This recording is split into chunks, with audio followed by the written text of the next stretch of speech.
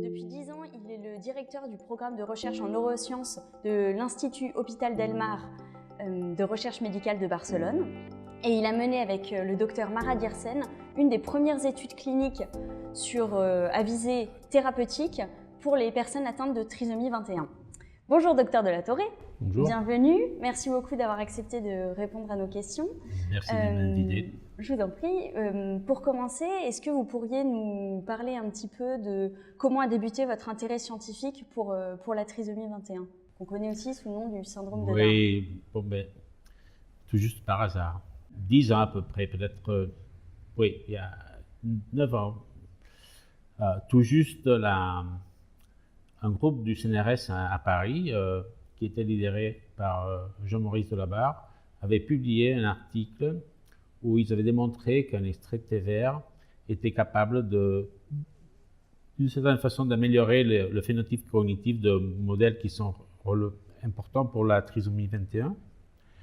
Et cet extrait de thé vert, comme concept, c'était intéressant parce qu'on pouvait faire la translation des études chez les modèles de souris aux humains, du fait que le produit qui avait été administré dans ces modèles de souris était un extrait de thé vert. C'est un produit qui est consommé par des millions de personnes dans le monde. Et ils ont cherché où est-ce qu'ils pouvaient faire une étude clinique. Alors, Mara Diersen a pris l'ascenseur et elle est descendue du 5e étage au 2e étage où je me trouve. À l'époque, moi, j'étais tout simplement un pharmacologue clinique. C'est vrai que très intéressé aux neurosciences, mais pas particulièrement à syndrome de Down. Mais vous savez que la capacité de séduire de maladies est très importante. Alors, je suis rentré dedans, dans le monde de la syndrome de Down et ses études cliniques. Voilà. D'accord. Et est-ce que vous pourriez m'expliquer un petit peu les recherches que vous avez menées et l'étude qui en a découlé a été publiée dans le prestigieux Lancet Journal of Neurology. Oui. Et du coup, est-ce que vous pourriez nous expliquer un peu comment s'est déroulée cette étude, quel en était le but? Oui. On avait fait avant de cette étude duquel vous parlez, on avait fait une première étude, disons pilote, avec un groupe assez réduit de personnes à syndrome de Down. C'était des personnes jeunes, adultes, de 18 à 30 ans. Et c'était tout juste 30 personnes, 15 étaient traitées avec l'extrait de thé vert qui était enrichi dans un composé que finalement est celui qui est de l'important, disons, dans toute l'histoire du thé vert. C'est un produit qui s'appelle épigallocatechin galate ou bien EGCG. On a fait cette étude surtout pour s'assurer que le produit ne produirait pas des effets secondaires, disons, dans la population. Alors, on a voulu s'assurer du point de vue de la toxicité, mais l'étude était avec un très faible nombre de sujets et pour une période de temps très courte, tout simplement 3 mois. Et bon, mais à la fin, il s'est avéré que le produit était sûr, qu'il y avait même des indices que le produit était efficace dans certains tests neuropsychologiques. Alors, une fois on a conclu cette étude, on est passé à faire une étude qu'on appelle en pharmacologie clinique en phase 2. Et là, c'était une étude bien plus large où il y avait 90 personnes qui participaient. Alors, au lieu de faire l'étude pendant 3 mois, c'était 1 an en entier. Et puis, ce qu'on faisait aussi, c'était on finissait avec le traitement, mais quand même, on faisait la suivi des personnes pendant 6 mois. Pour voir surtout si les effets, ils étaient plus ou moins soutenus dans le temps, ou bien non. On les perdait une fois, disons, le traitement on avait arrêté le traitement, voilà.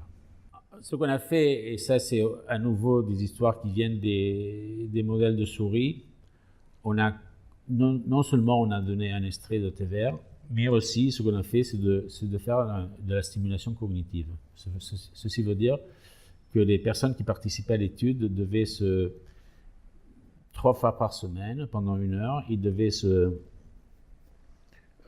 rentrer à Internet sur une plateforme spécifique de stimulation cognitive. Alors, ils faisaient à peu près 3 heures de stimulation cognitive, plus le traitement avec l'extrait de thé vert, qui était administré avec des capsules. on a traité toutes les personnes avec du placebo. Et ça, c'est parce que, évidemment, les familles, bon, ils s'attendent que toujours les effets seront positifs. Alors, il y a un biais effet placebo qui est très important. Alors, ce qu'on a fait, c'est que tout le monde était sur le placebo.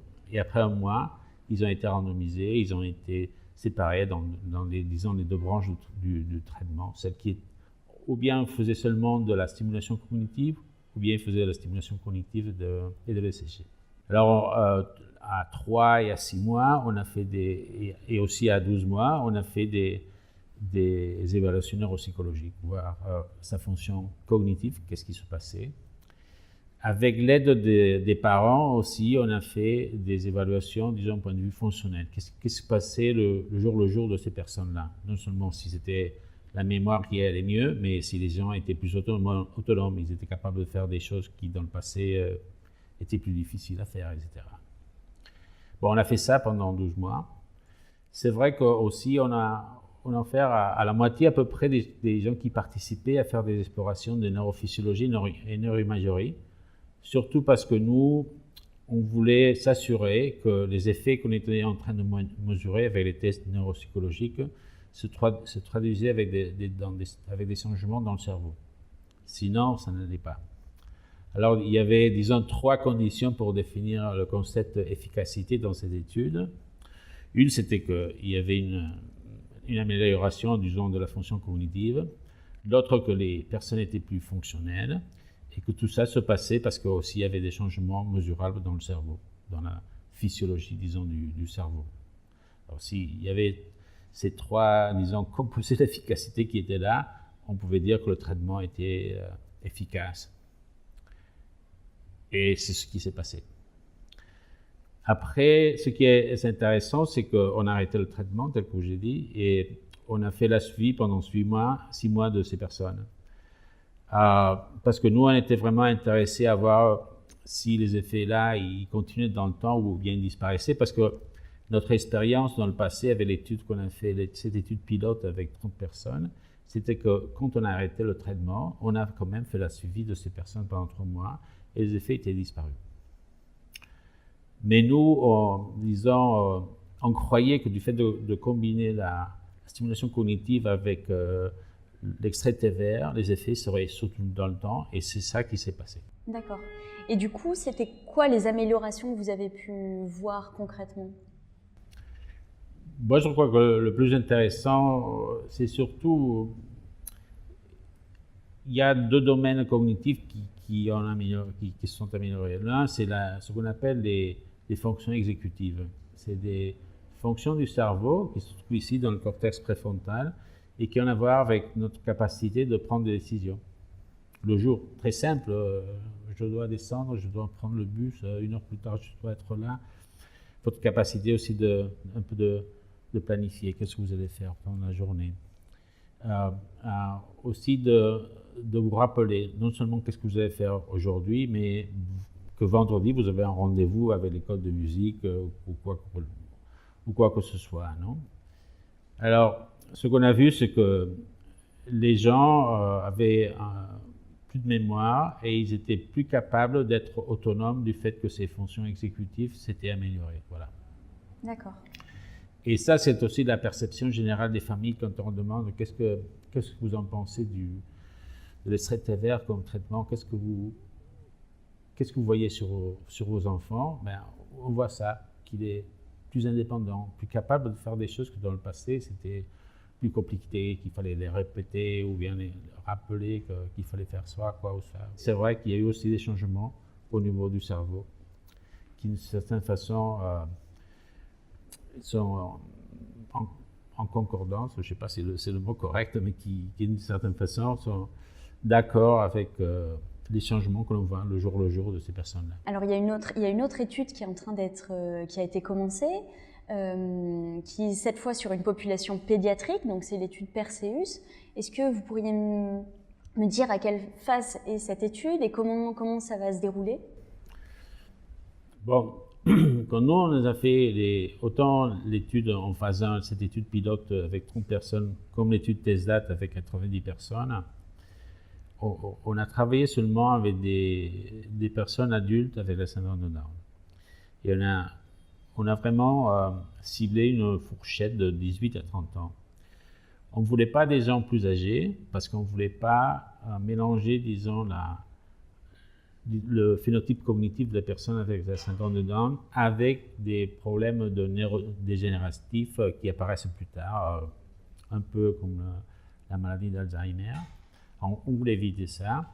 Et de notre côté, on n'était pas, disons, autorisé par les autorités sanitaires à faire des études avec des gens plus jeunes. Parce que, disons, il faut, avant de se lancer sur des études pédiatriques, il faut démontrer que le produit est sûr et efficace chez l'adulte. Et si c'est comme ça, alors on peut penser à faire cette étude-là sur la population pédiatrique.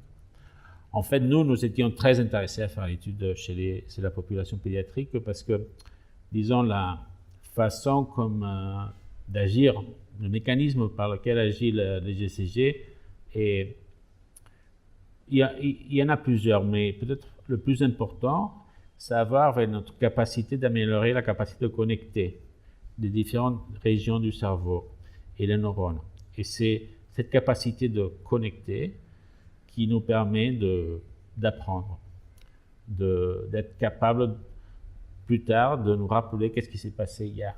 Alors, ce qui est vrai, c'est que le cerveau de l'adulte, c'est un cerveau qui a quand même encore une certaine capacité si on le stimule, de faire ce genre de connexions qui font défaut dans le syndrome de Down. Mais évidemment, c'est dans la population pédiatrique où c'est plus facile, disons, d'agir, disons, sur ce mécanisme. L'étude Perseus, à présent, c'est une étude qui va se dérouler dans différents centres, 4 en Espagne, et notamment un à Paris, à l'Institut Jérôme Lejeune. Et cette étude on est en train de demander de passer toutes les permissions des comités éthiques, etc. Et il devrait démarrer en septembre prochain. Et cette étude-là, c'est une étude de 6 mois d'intervention.